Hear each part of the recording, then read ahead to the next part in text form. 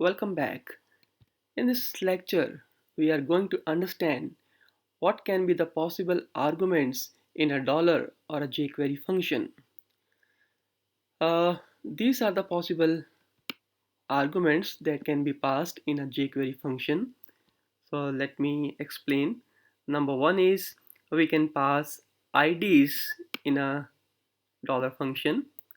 We can either pass a class names in a dollar function. We can pass existing HTML elements, or we can pass a new HTML code. We can pass JavaScript objects, and we can pass filters and operators. So these are the possible arguments that you can pass in a jQuery function. Now let's understand this with the help of examples. Now let me erase everything here and let's go back to our home.html file and let's understand this. First of all, I will explain passing IDs to jQuery function. And if you remember that I have already explained this in my previous lectures. Now let's understand it once again. Now I can write where x equals to, and then I can write div hash and let's say abc, and then I am willing to retrieve the text, and finally I can write alert x, right? Now in this example I am writing a query that I want all division tags whose ID is ABC. So whenever you want to retrieve HTML elements based on the ID, you have to write hash symbol, right? So you can see that we have a div tag here and its ID is ABC. So we are saying that we want all division tags whose ID is ABC, and then I want to retrieve the text of that division tag. Finally, I will get the text in the x variable and then I will display it with the help of alert function. So let's save this document and execute it. So here is my home.html. Let's refresh it and see I got a message, welcome to jQuery, right? So this is how I can retrieve elements with the help of ID. And remember one thing, that in our HTML document we cannot have multiple elements with the same ID. So ID must be unique, right? So for example, you cannot say that I have another div with the ID ABC. This is not possible, okay? So because if you have multiple elements with the same ID, then you can have some unwanted results in your jQuery code. So it's always important to keep this a point in your mind, that always uh, make your IDs unique. Now let's understand how can we pass classes, or you can write class name to jQuery function.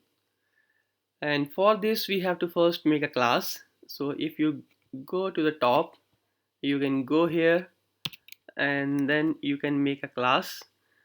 So class means cascading style sheet.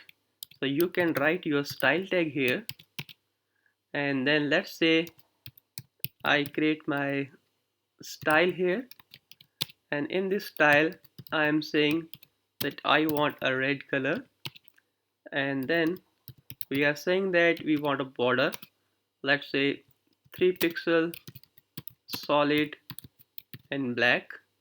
So this is my class and the name of my class is my style. Once you have this class, you can set this class on your HTML elements. Let me write down here class equals to my style.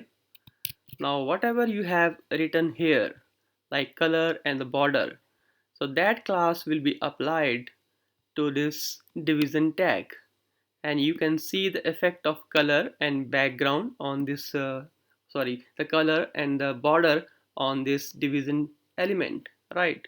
So let's save your document first and see the output first.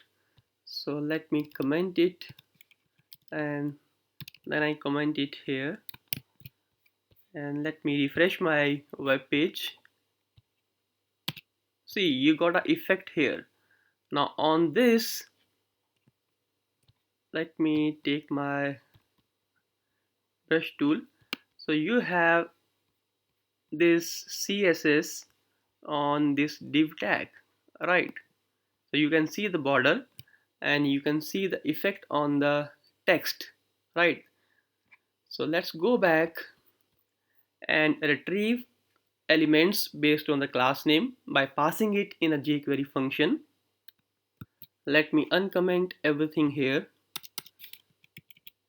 and then I can say that I want a div tag whose class name is my style.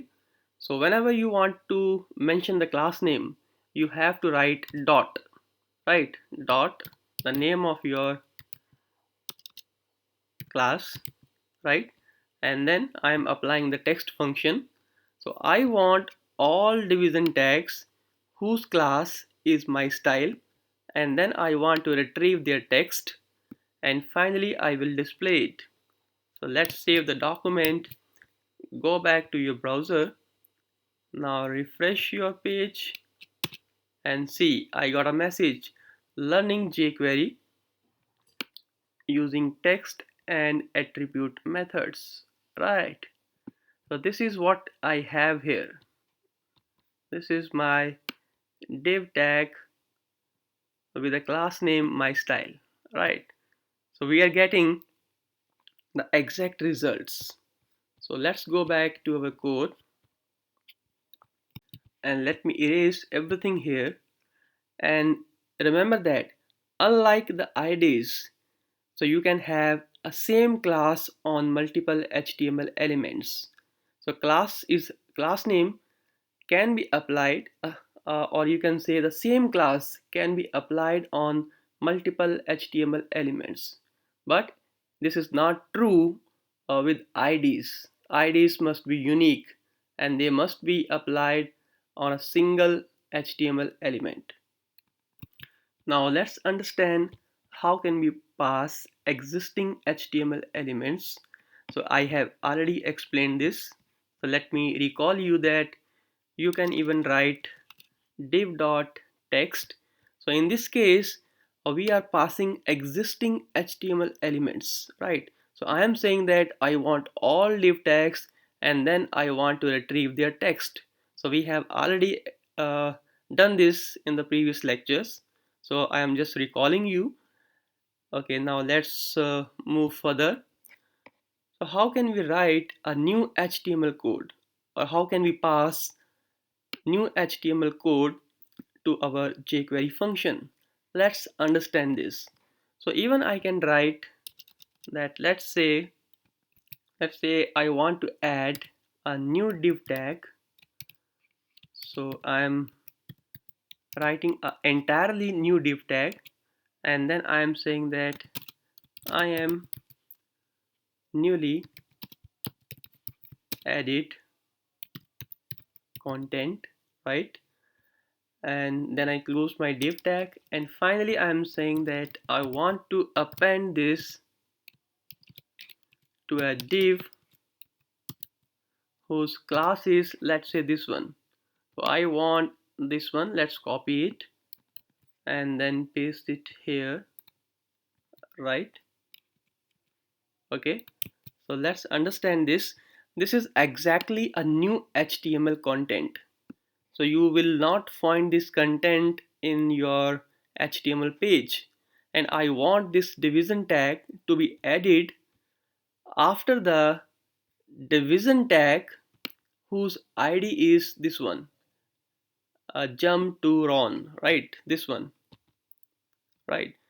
So I have this division tag whose class is jump botron, and I want to add this newly written division tag in it.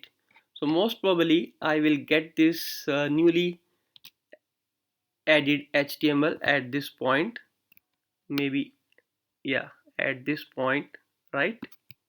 So let's see. uh, Save your document and go back to your HTML page. Now refresh it. So see, I am newly added content, right, just after the button, right? So this is our button. So just after the button I got my newly added content.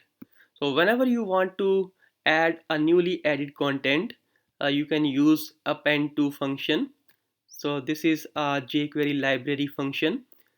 So with the help of this function you can specify where you want to add this content in your web page, right? So we are saying that we want to add this content just at the bottom of this division tag whose ID is jumbotron, right? Next one is, how can we pass JavaScript objects to our jQuery function?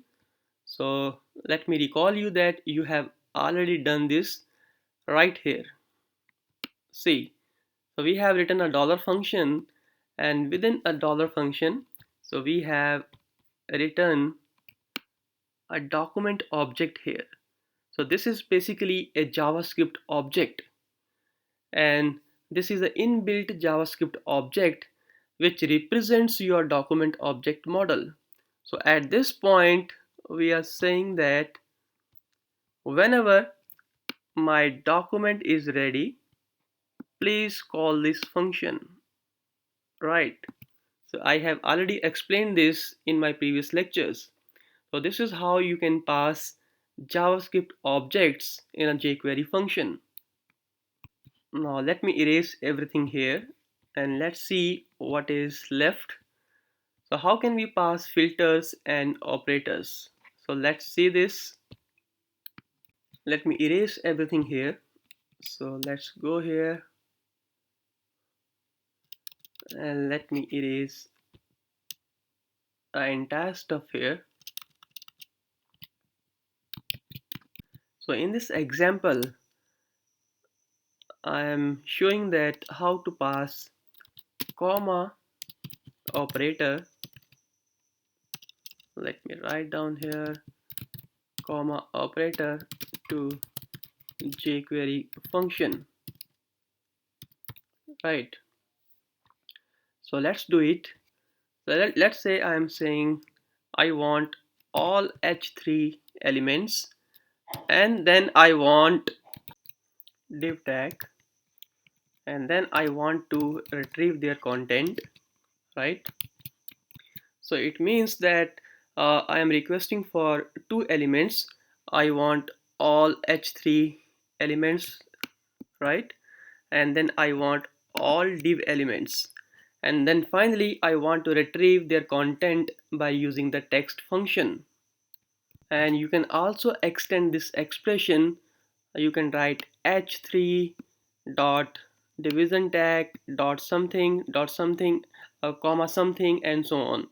So let me modify my expression and let me write I want a div tag whose ID is ABC, and then I want a div tag whose class is my style, right? So we have three different elements here.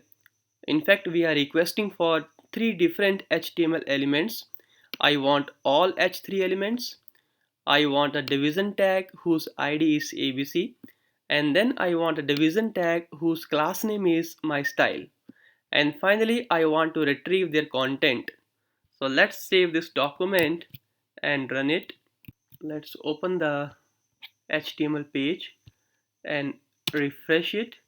Now you can see that what we have first hello world. Let me take my brush tool. So we have hello world here, right? And then we have, let me write it again, hello world here. And then we have welcome to jQuery, right? And then we have learning jQuery text and attribute methods, right? So this is hello world, this is welcome to jQuery, and then we have a learning text and attribute methods. So we got the content of all HTML elements, right? So let me go back and let me erase everything here. So this is how you can pass a comma operator in a jQuery function. Let me erase this query first and then I will explain it. And one another important point is that the concept of filters, it's a very big topic, right? So I am just introducing it right now. So later on we will understand this concept deeply, right? So now let me write down how can you pass filters to a jQuery function. So let me write down here, if I write div colon last and then the text function. So in this query, we are saying that we want a last division tag in my document. So now you can see that this is your first division tag, this one. This is your second division tag, and then this is your third division tag.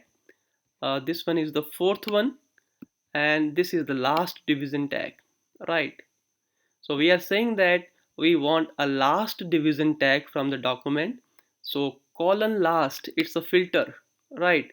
And then I want the content of that division tag, and then I would like to display the content.